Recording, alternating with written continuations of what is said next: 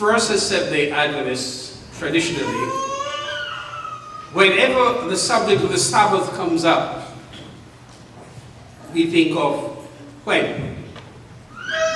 And we are well equipped with biblical passages that make it clear that the seventh day is the Sabbath of the Lord. We have no question in our minds about that.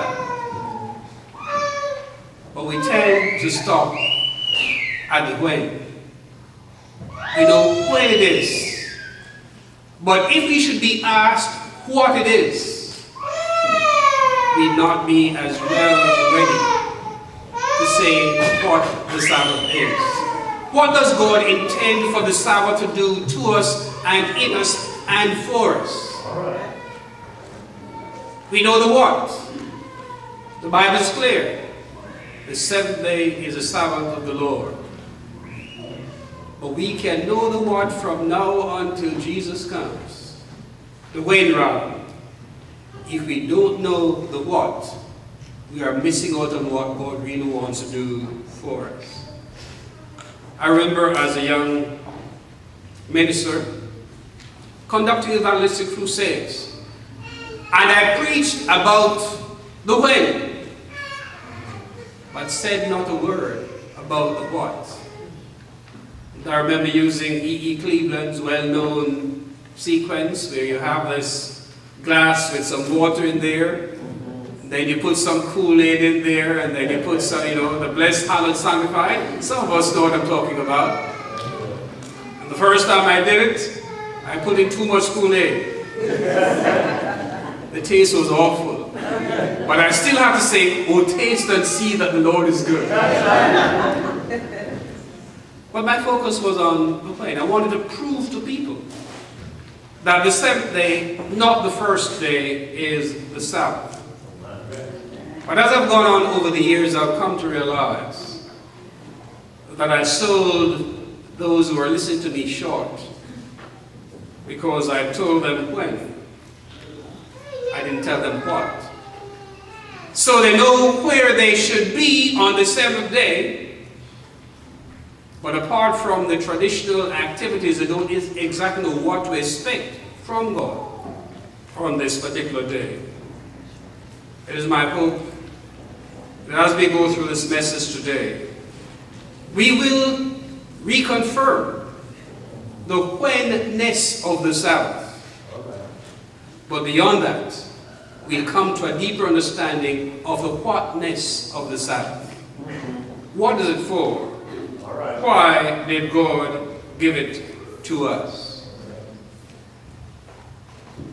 We're going to start off by turning to Genesis chapter 1. Somewhere in the eons of eternity, the Godhead determined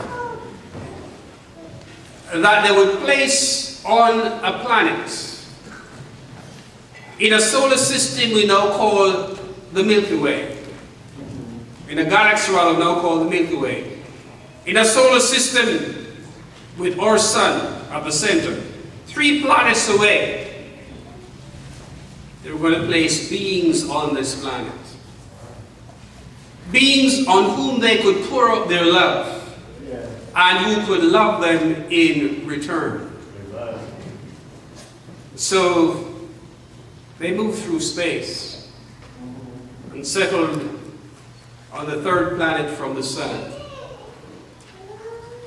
What they found as they moved on, what was coming from their hands originally, was this round earth covered entirely by water and enveloped in darkness.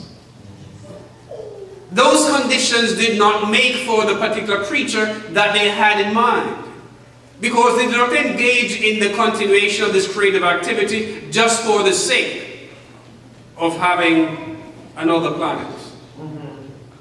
God had in mind creatures whom we have come to call members of the human family, whom they would want to enter into relationship with so that they could have this ongoing relationship of reciprocated love between the Creator and his special creatures. But a landmass totally covered by water and enveloped by darkness did not provide the kind of physical environment that was required by these creatures that God had in mind. And in Genesis chapter 1, we see God step by step preparing this planet to become the abode of this special set of creatures made in his image, so that he could, as they abode on this planet, he could abide in them and they in him. So let's begin with verse 3 of Genesis chapter 1. The picture is a landmass covered entirely by water and enshrouded in darkness. The creatures that God has in mind will not be able to survive in total darkness. So God makes the provision in verse 3. And God said what? Let there be light. And there was light. Our lives as we live it today would not be possible without light. Because the creatures he had in mind would have a kind of eyes, the ability to see, that would depend upon light coming through. And so he makes the light. Not because he needs it,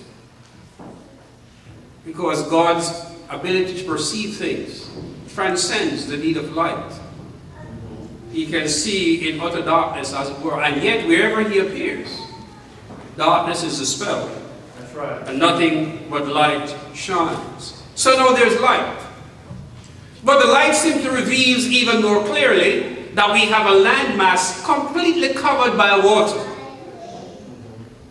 No land is visible. And so we go on to verses 6 and 7. And God said, let there be a firmament, a space, an expanse in the midst of the waters, and let it divide the waters from the waters. So now we have this thick band of water covering the earth. And God said, let some go up, and some remain around the earth. And we'll create a space, which we have now called the atmosphere. That's right. Inside. Because the creature that God had in mind needs some of the special conditions that an atmosphere would involve. But now, the land is still covered by water. So let's get the picture. We have the land, a thinner enveloping body of water, a space, and then we have water out there again. And there are those of us like myself who believe that the flood, when the flood came, those waters that had been separated out there came back down. And that's why we have so much water on earth now.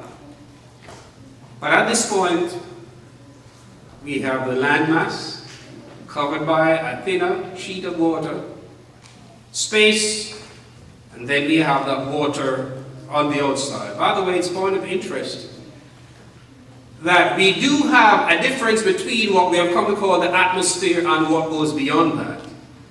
And when we send out spaceships and all those kinds of things, when they're coming back